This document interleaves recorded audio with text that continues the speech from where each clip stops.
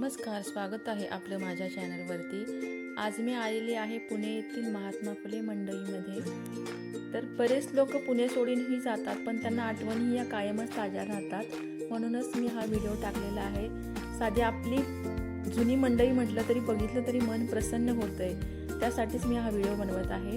इथे प्रत्येक प्रकारच्या भाज्या मिळतात, बघू शकता तुम्ही, आणि किती फ्रेश आहेत। आता कैरीचं सीझन आहे का? नाही ना, बघा कैरी पण आहे इथे।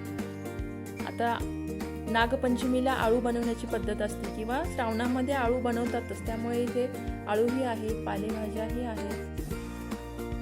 आता इकडे मिरच्या आहेत, बघू शकताय। आता लिंब खूप स्वस्त झालेली आहे, किती फ्रेश लिंब आहे बघू शकताय। लोणचं घालायला अगदीच मस्त आहे। इथे हिरवीगार कोथिंबीरही आहे। आता इकडे बघा, एकाच ठिकाणी सगळ्या प्रकारच्या भाज्या आपल्याला बघायला मिळतात। टोमॅटो पण ही खूप फ्रेश आहेत। ही मंडईच्या बाहेरची बाजू आहे बरं का। इथे थोड्या कमी दरामध्ये मिळतात। वांगी बघा, हिरव्या देठाची किती मस्त आहेत। आणि इथे जर म्हणायचं झालं ना,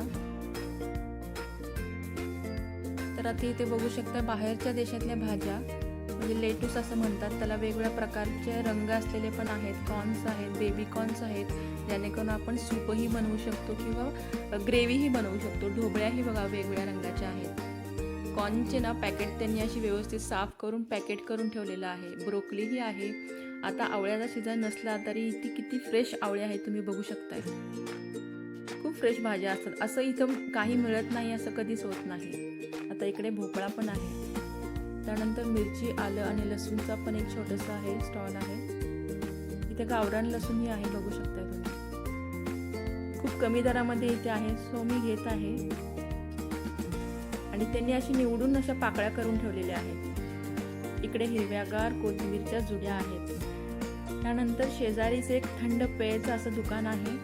खूप गर्दी असते तिथे, प्रत्येक वेगवेगळ्या प्रकारचे सरबत आहेत, पेय आहेत।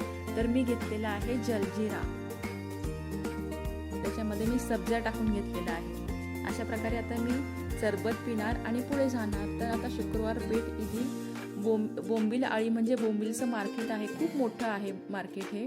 इथे वेगवेगळ्या भागातून म्हणजे कोकणातून, मुंबई, प्रत्येक ठिकाणाहून इथे माल येतो आणि फ्रेश असतो। आणि इथे स्वच्छताही खूप आहे, तुम्ही बघू शकताय। सुकट जे आपण म्हणतो, तर सुकटचे किती प्रकार आहेत बघू शकता तुम्ही। मोठी सुकट, छोटी सुकट, बोंबील ही त्यांनी असे नीट करून ठेवलेले आहेत। आता हा मासा पण काय माहित नाही, इथे बघा बोंबील आहे। त्यानंतर सोडे आहेत, छोटा सोडा आहे।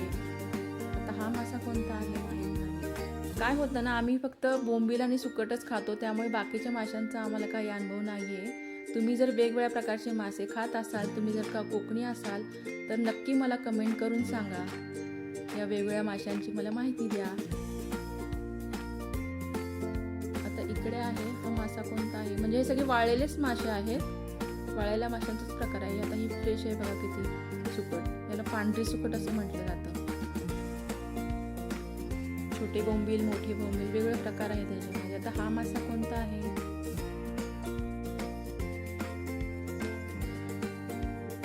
हा मासा वाळलेलाच दिसतो, बघा बरं। तुम्ही जर करत असाल तर मला कमेंट करून नक्की सांगा की हा कोणता मासा आहे आणि कसा बनवायचा आहे। तर हा माझा व्हिडिओ आजचा तुम्हाला कसा वाटला कमेंट करून नक्की सांगा। व्हिडिओ आवडल्यास चॅनलला सबस्क्राईब करा।